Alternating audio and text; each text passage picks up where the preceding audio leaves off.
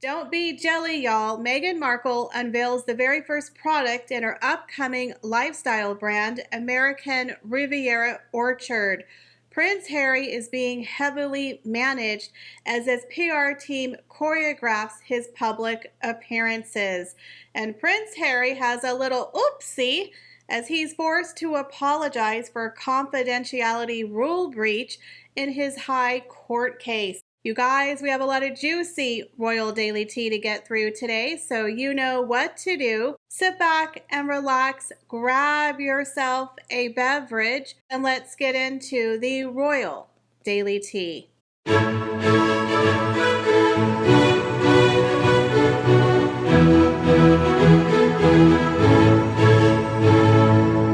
Rules for thee do not apply to me. Once again, little Prince Harry got his little hand slapped when he was forced to apologize for breaking confidentiality during his most recent court case with the High Court.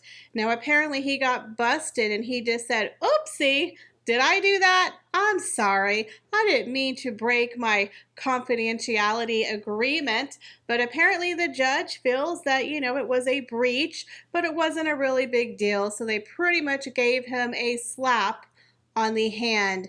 Looks like little Prince Harry got his 1% special treatment once again. Now, he apologized after he breached confidentiality rules during his high court battle against the Home Office by emailing information to his buddy Johnny Mercer. Now, court documents reveal the Duke of Sussex breached a confidentiality ring in November of 2023 when he emailed the Veterans Minister information about the court case. Literally leaked private information about a legal proceeding, and he didn't get in trouble. Let that sink in. Kind of like, I don't know, when him and his wife lied under oath during another lawsuit where Jason Knopf busted them. Nothing happened to them either. It was another oopsie moment. Again, Prince Harry just gets away with everything. Now, according to the Telegraph, the prince has shared a close bond with Mercer as both served in Afghanistan, and the Tory MP Mercer has also been a very big supporter of the Invictus Games and is spearheading the government's bid to host the 2027 event in Birmingham. Now, the pair were even spotted together drinking pints at last year's games in Dusseldorf, Germany. Now, the judge, Mr. Justice Lane, revealed the prince's breach in a cost ruling handed down on Monday. In it, he writes, quote, in November of 2023, the claimant breached the terms of the confidentiality ring order by emailing certain information to a partner of Schilling's who was not within the confidentiality ring and to the Right Honorable Johnny Mercer MP. Then the Home Office was informed of the breach of confidentiality. It was, however, claimed the breach meant it incurred unnecessary cost. Now, Prince Harry's legal team, however, says the defendant did not raise any issue related to cost at the time of the claimant's breaches. But again, he was still sharing private information he was not allowed to share. Now, the judge said the seriousness of the breach should not be minimized, but did, however, feel it was not an overall determination of the cost. Now, we know that Prince Harry did lose his right to appeal the court case ruling that he could not sue the Home Office for police protection, and he asked for a reduction of 50% of his over $500K legal fees, which was denied, but he did get a 10% discount. So let me get this right. Not only did Harry lose his lawsuit where technically he should have paid 100% of the legal fees, then he was caught breaching a confidentiality agreement. Then he has the audacity to say, hey, by the way, can you take off 50 to 60% of what I owe? Because, I'm getting a little lean here in the pockets. And they say, no, Harry, you bad boy, let me slap your hand. you breached a confidentiality agreement, but we're going to give you a 10% discount instead. So instead of adding a penalty, they gave him a 10% discount. Can you believe that? He didn't get in trouble and he got a discount on a bill, which in my opinion, he should have paid 100%. That was charging the taxpayers for that lawsuit, by the way. So what do y'all think about Harry once again getting special treatment? Leave me your comments, guys, down below. So Prince Harry's PR team are stage managing all of his public appearances to avoid any embarrassing gotcha moments, just in case anyone asks any questions about Africa Parks or P. Diddy, or did you lie in your book Spare, and did you really smoke the wacky tobacco and take mushrooms and talk to Courtney Cox's toilets, or was that just a lie? Yeah, they want to make sure he doesn't answer any of those probing questions. And we all know that Harry and Meghan are obsessed with controlling the narrative. I mean, they're now executive producing 2 new shows for Netflix where they can ding, ding, ding, say it with me, control the narrative. Now, it looks like Prince Harry only shows up for certain events where he knows he's going to be safe from these questions. Most recently, he disappointed a group of people who were attending the Better Up event where he was giving advice on burnout in the workplace. Yeah, if you can believe that. People paid upwards of $1,600 to attend the event where Prince Harry was giving life and professional advice.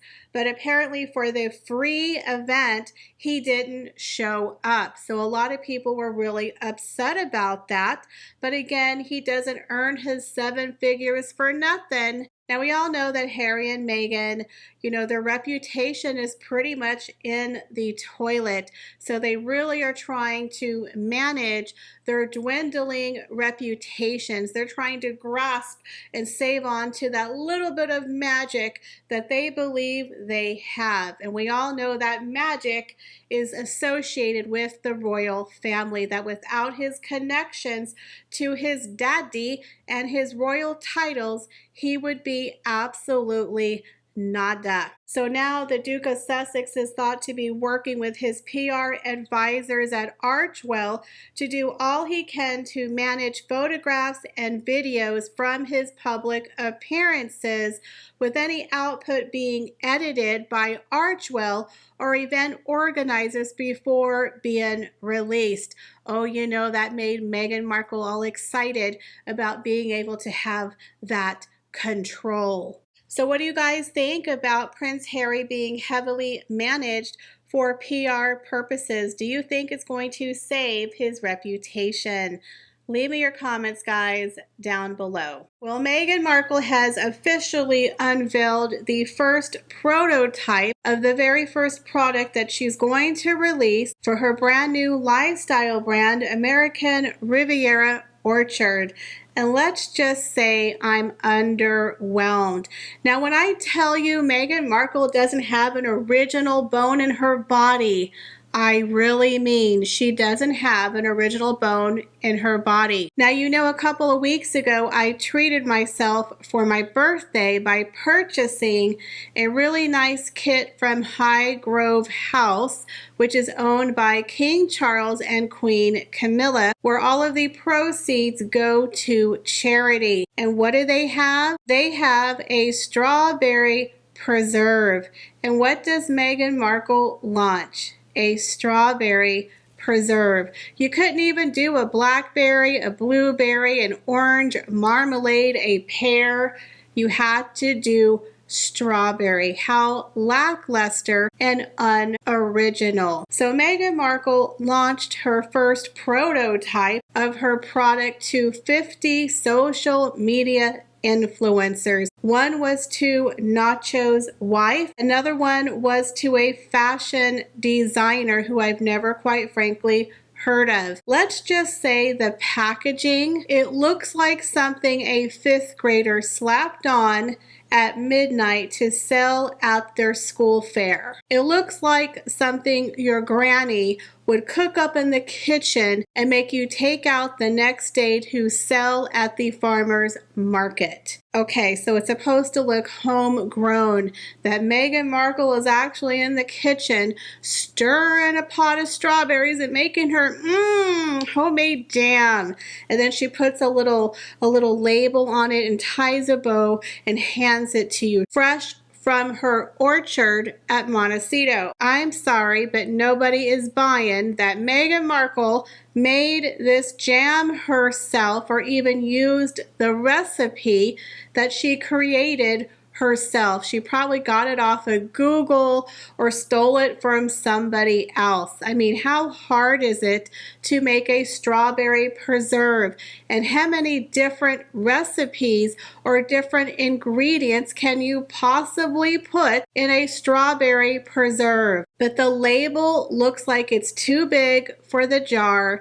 It's about to fall off, and again, it looks like a bug was smacked and put right on top of the label. Now, apparently, according to some experts, they said that Meghan Markle labeled it 1 through 50 because she's trying to create demand by making her brand very exclusive and scarce. So that way people are like, oh my God, there's only 50 jars of a strawberry preserve made by Meghan Markle. I better run out to the store and buy it. Again, I think it works for a lot of people. I don't know if it's going to work for Meghan Markle. Now, first of all, I'm a little shocked that this could possibly be the very first product that Meghan Markle is launching for American Riviera Orchard. Now, as I've told y'all before, every single time when you go for a trademark, it's a different category for a different product. You have to have a prototype in order to get the trademark. But when you're working with food and things that are going to be ingested, you have to go through the FDA, and they are very, very stringent on the rules and regulations of your label. You have to show every single item has to be listed in your label. If you fail to do so, and someone who is allergic to nuts or a product and they get really sick from eating your jam, they could sue you. This could be a class action lawsuit. So the fact that Meghan Markle is a newbie to entrepreneurship, especially for a lifestyle brand of this magnitude, and she's going with a jelly, I think that is a huge, huge mistake. Not only does she have to worry about getting her item trademarked, then she has to worry about production. The factory, are they clean? Are they going to put listeria or salmonella or mold or bugs in her product? Is it going to be properly produced and shipped and stored? Then she has to get her items into a storefront where they're going to have an expiration date. And if you don't sell your products by the expiration date, they go in the trash. It's not like it's a spatula or a pot and pan or dishes that can sit there for years. When you deal with food, there is a lot that goes into food production. I personally would never, ever mass produce anything edible. She's also trying to do dog food, if you remember.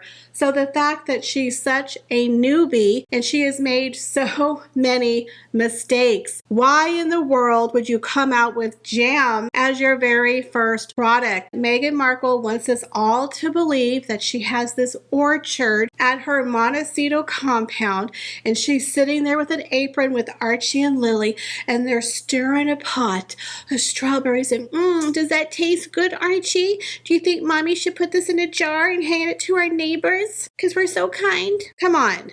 Meghan Markle cooking jam, really? In her $10,000 outfit that she wears around the house in her 5-inch stilettos? Seriously? Again, does she know where the kitchen is located? This, to me, is such an off-brand moment. Not to mention, she gives it to people in a bucket of lemons. Lemons and strawberry preserve don't exactly go together. Why wouldn't you put it in a basket of like biscuits or strawberries?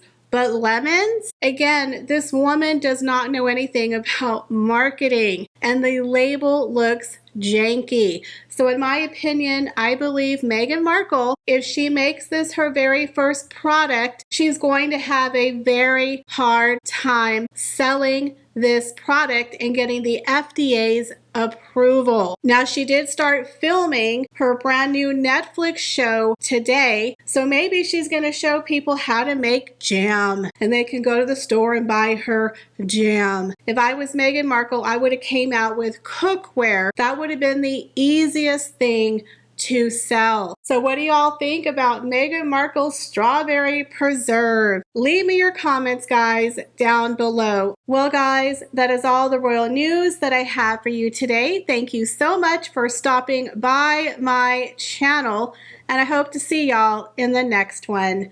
Bye, guys.